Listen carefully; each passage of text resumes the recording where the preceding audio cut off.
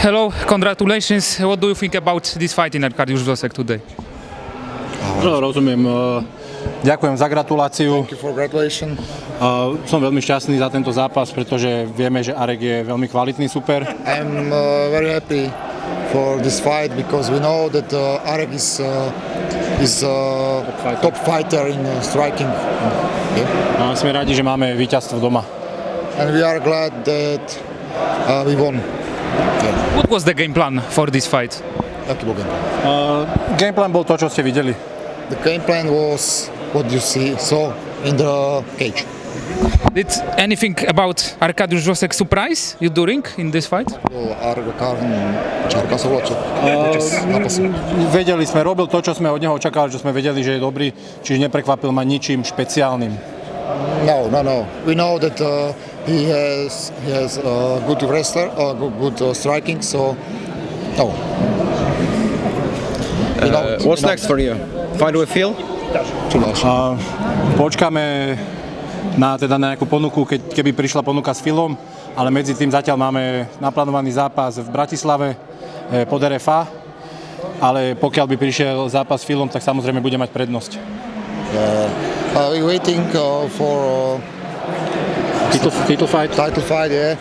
But now is maybe fight in Bratislava, so we'll see what will come. Words to fans, family? Nejaké slova pre rodinu, fanúšikov?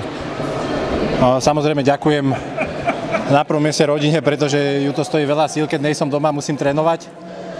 I'm very thankful for my family because he hurting because I'm not home and I'm still training, so it's for family first, yeah. Na ďalšom mieste je to môj tím, tréneri, sparingovia, celý gym, celá taká tá naša rodina v gyme.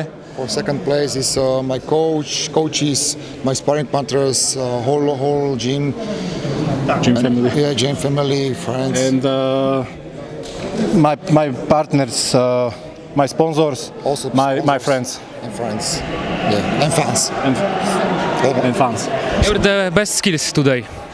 Sorry, skills? The best skills today. Najlepšie skills, akože. I don't know what you mean. What do you mean? How do you mean? What do you mean skills? His movement? Yes. Hovun? No, to čo, že tvoj najlepší, čím si vyhral, akože? Myslím, že tvrdý, poctivým tréningom, dobre nastaveným plánom a submisiou, ktorú určite nikto nečakal. Okay.